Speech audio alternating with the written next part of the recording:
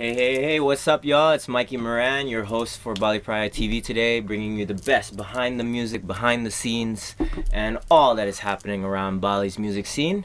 Today we have some special guests from the drum and bass community. They did an 11-hour session in Bali Praia Lounge, and also they've been doing a lot of drum and bass events around Bali. Please welcome George and Jasmine. Good morning. So guys, tell me. You guys did an 11-hour session. How did that even happen? You know, Ladies first. Well, you know, you guys asked me for to do it on one day, and then he was like, "Hey, Jazz, you want to do this?" And I was like, it was exactly the same day, and it was like, pure coincidence. And I was just like, all right, okay, let's bring it over to Mikey and Friday. Let's see if they'll be down for it. But it was a collaboration also with Perth and Bali. I mean, how did that? Yeah. That was Andy Carpenter down in Perth. He runs the Perth drum and bass page. Okay. He came up to one of the nights just to check it out, have a look around Bali as well, bit of a holiday.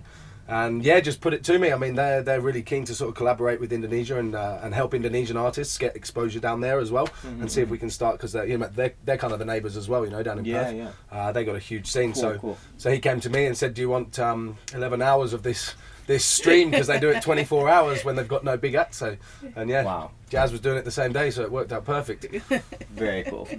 I mean, it was a big hit. And congrats to that. So, part of our movement here is we want to inspire people to become DJs. So we always like to kind of tell everybody what is the origin story. So how did you guys start DJing? Well, I started just hanging out at Liquid Bar in Danapura back when I was 17. Really? 17. It was a different scene Bad back then. girl. But yeah, and then just picked it up. And then 2005, I think Double Six first started the once a month drum and bass thing, and Justin bringing Aphrodite. Justin the lunatic.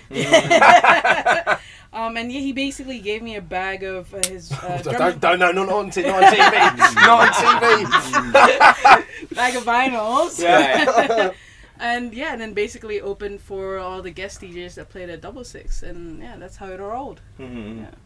And George? Yeah. Mine was. I was about 11 actually, and my gran took me to a record store in a place called Burgess Hill, and it was actually Skinny, who's now New Balance, and they're friends with Friction, and they used to run a record store there, and I just I liked the look of turntables things, and I had one of those all-in-one hi-fis with the 2 tape players and the turntable on the top, and I bought a record, just one record, and a CD, which was a triple pack, and the drum and bass CD out of that just got me buzzing, and then from there I just loved the look of it. I got some new marks, they were belt drive and just horrible, and I learned to sort of tame those, and then eventually bought some Technics, and yes, it was at one point when I was about 18, my neck was wider than my head because I was working in a record shop studying music tech, and it was just like a gym every day on your neck.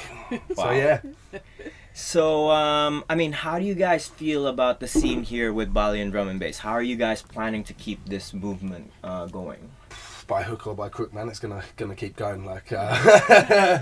I think we just gotta join forces, collaborate, with all the crew together. Yeah. Start getting some of the Canggu crowd this way and vice versa. Because you go over to Canggu, there's a lot of people who like drum and bass there, but I'm not sure if they're drum and bass heads. They're not something that the sort of people that see an artist and would go specifically for it. So but it's just finding the right sort of venue out there. I think it's tricky.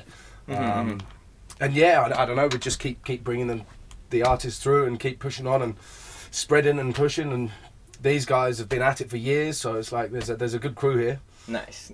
Well, good luck with that. There's always, everyone has a different way of planning their sets. I know Jasmine from back in the day, you did a lot of even electro swing sets. How is drum and bass? I like electro swing. Is drum and bass any different? How do you guys plan your sets, basically? I don't really. Well, that's the best way of doing it, man. Spontaneous, Wing it. Yeah. Do you plan?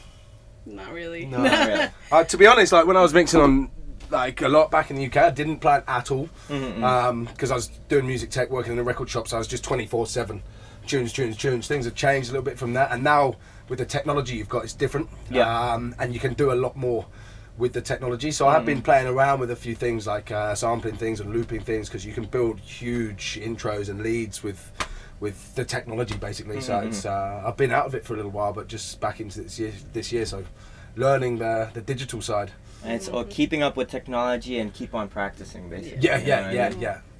Okay, cool. Well, any words for, you know, people that want to start DJing drum and bass? Like, I mean, any words of wisdom or advice or anything like that?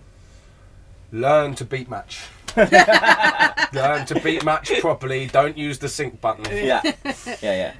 The train wreck's a lot horrible on a drum and bass. Yeah. There's no money in it. There ain't no money in it. Don't do it. But no, if you're into it, get into it. Just love what you do. Love it. It's a thing. It's like Marmite. You either love it or hate it. You know, like it's just if you like it, get some cheap tables and.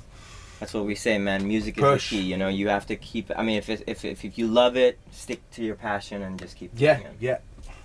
Well, cool, guys. Thank you for your time, and thank you for you guys tuning in as well. Please remember to hit the subscribe button for more Bali Praia TV coming up, and stay tuned for more updates. Okay, peace. Sweet.